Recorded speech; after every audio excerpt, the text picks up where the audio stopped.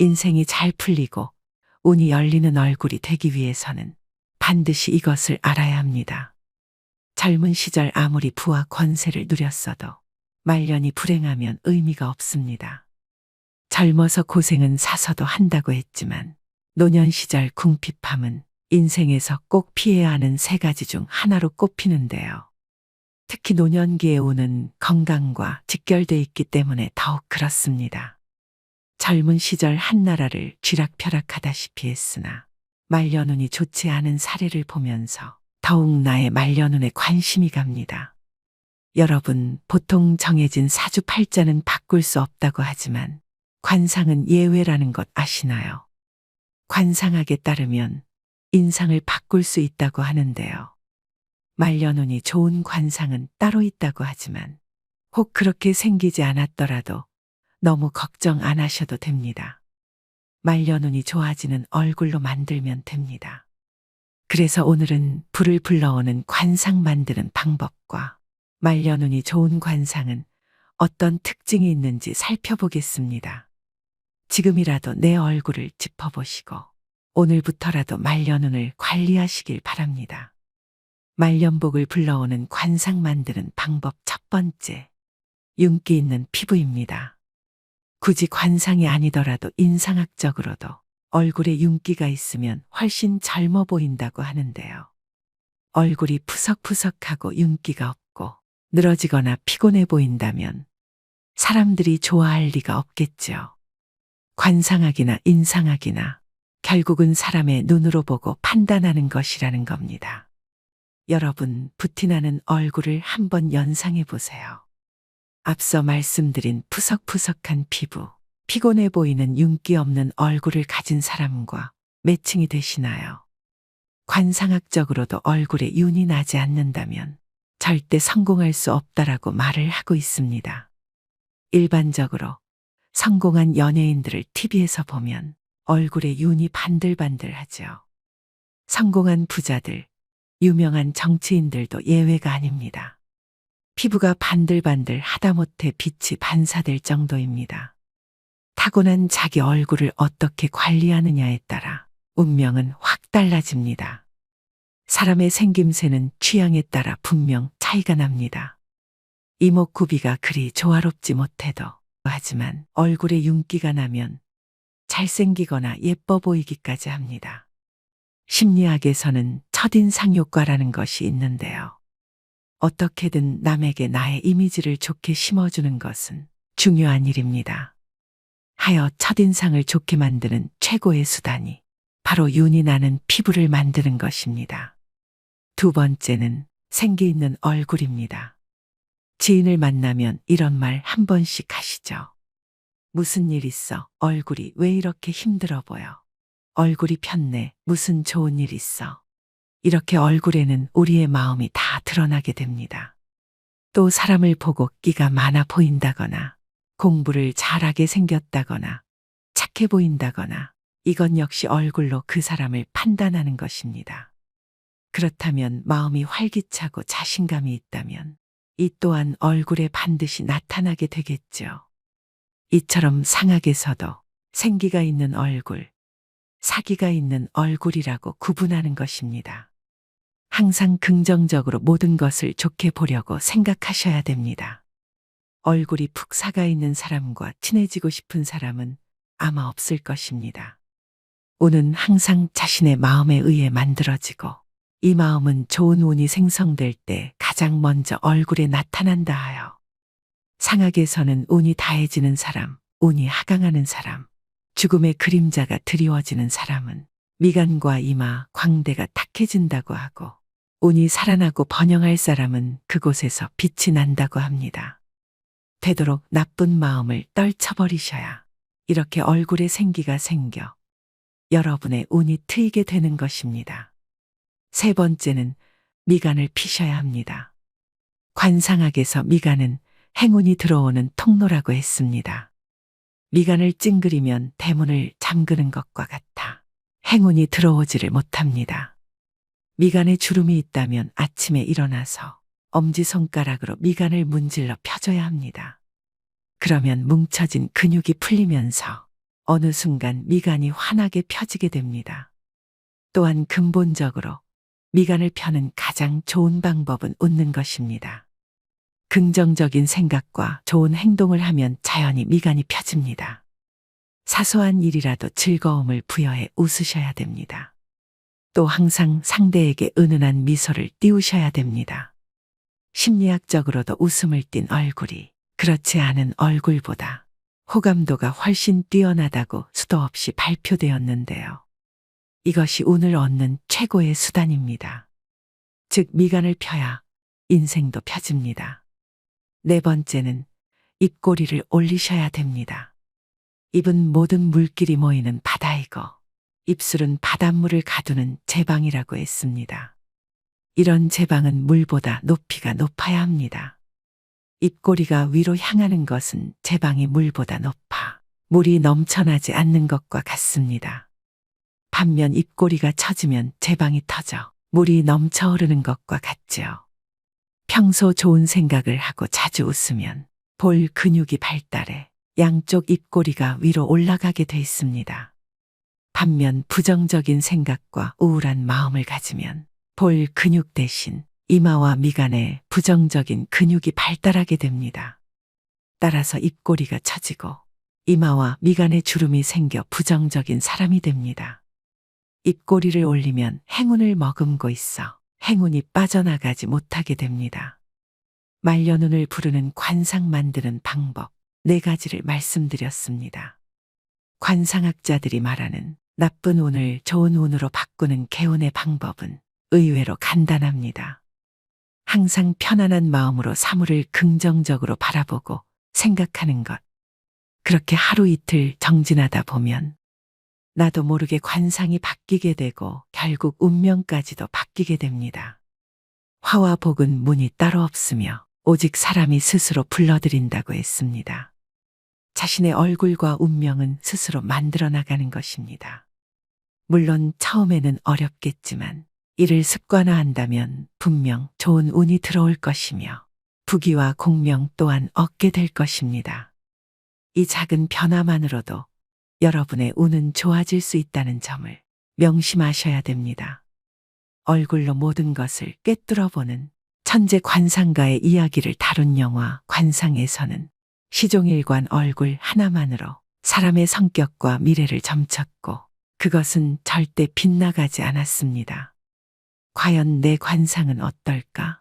평소 이런 궁금증을 가지시는 분들이 많을 거라고 생각되는데요. 관상학에서는 인간을 소우주로 봅니다. 그래서 겨우 눈, 코, 입이 들어가는 작은 얼굴 속에도 하늘, 땅, 별, 해 등을 의미하는 부위가 있습니다. 모든 것이 조화롭고 자연스러워야 세상이 잘 흘러가듯 얼굴도 각 부위가 조화롭고 자연스럽게 자리를 잡아야 좋은 관상인 것인데요. 그렇다면 복 있는 관상, 장수하는 관상은 무엇일까요? 먼저 이마입니다. 관상학에서 하늘을 뜻하는 것은 사람의 이마입니다. 그래서 이마가 훤하게 넓고 두상이 둥글면 하늘의 기운을 잘 받았다고 봅니다. 하늘의 기운은 조상의 음덕을 말합니다. 태어날 때부터 많은 것을 타고났다는 말입니다.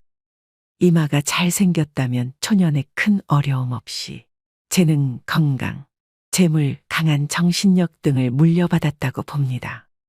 이마 가장자리의 생김새도 중요합니다. 이마의 가장자리를 조상의 복덕을 받는다고 하여 복덕궁이라고 부르는데 그 부위가 머리카락으로 덮이지 않고 훤하게 열려 있어야 좋은 관상이라고 말합니다. 다음은 눈입니다.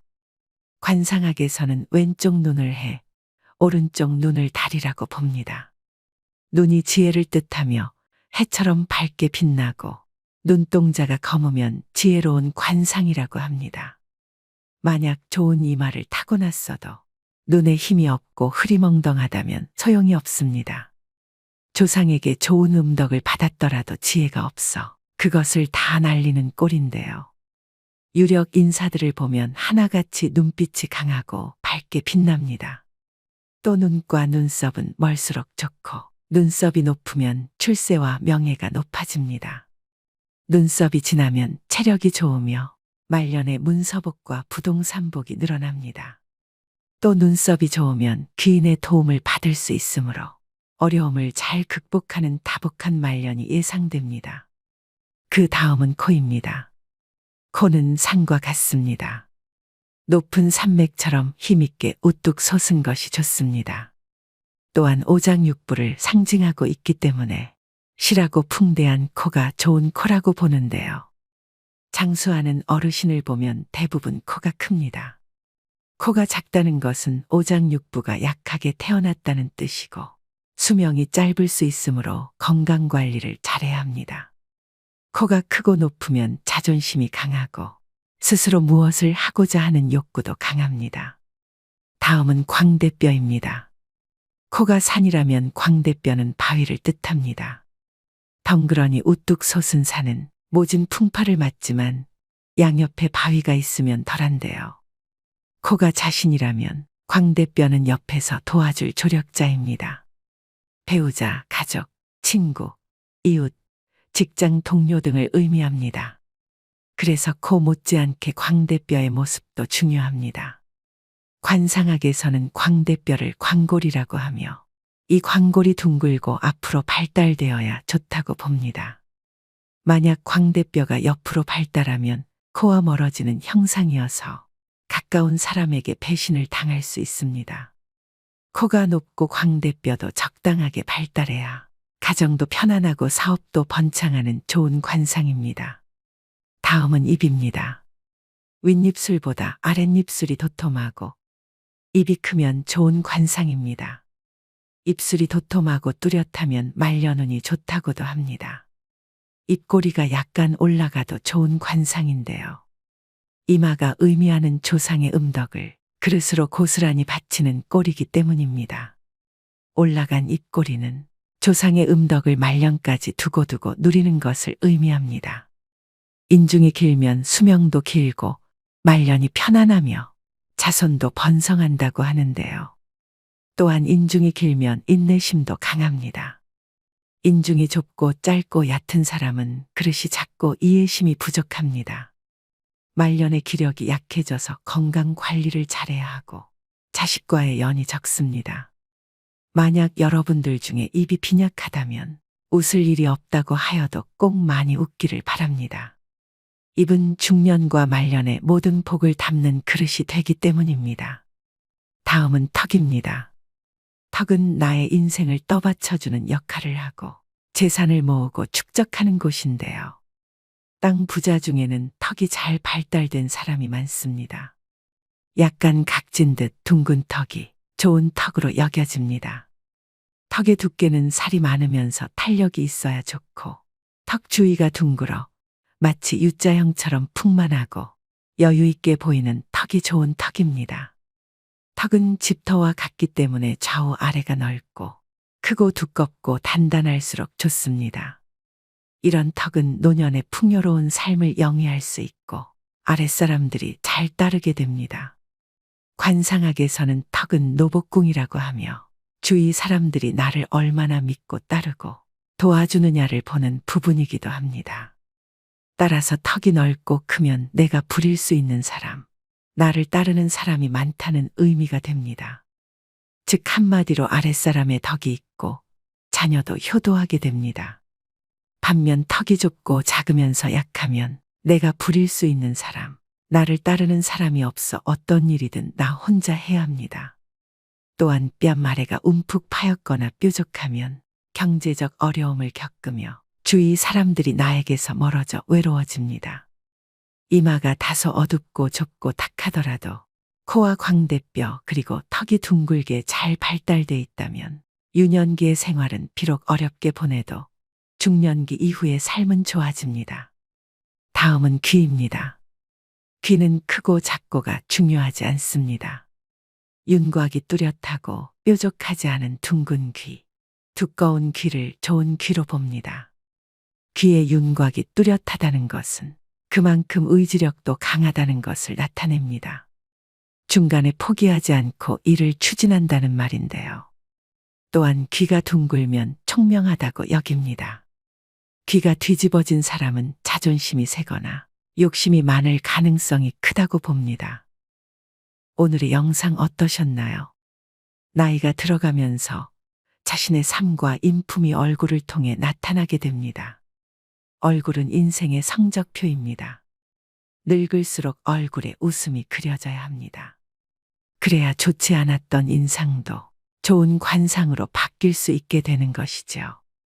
나이 들어 얼굴에 짜증과 불만, 우울을 담고 있다면 여러분 인생의 낙제점을 모두에게 공개하는 것이 됩니다.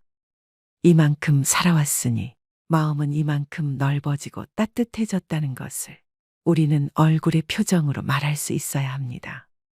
오늘 말씀드린 말년복을 불러오는 관상 만드는 방법을 꼭 실천하셔서 먼 훗날 여러분의 얼굴에 그려질 모습들이 따뜻하고 넉넉하기를 바라봅니다. 사람의 운명을 과연 어떤 것이 갈라놓겠느냐고 생각할 수도 있지만 분명한 것은 아주 작고 사소한 무언가가 변화를 만들며 이 작은 변화만으로도 여러분의 운명은 좋아질 수 있음을 명심하시길 바랍니다. 오늘도 노후의 지혜와 함께 해주셔서 감사드립니다. 황금빛으로 무르익어가는 여러분의 지혜로운 인생을 언제나 응원합니다.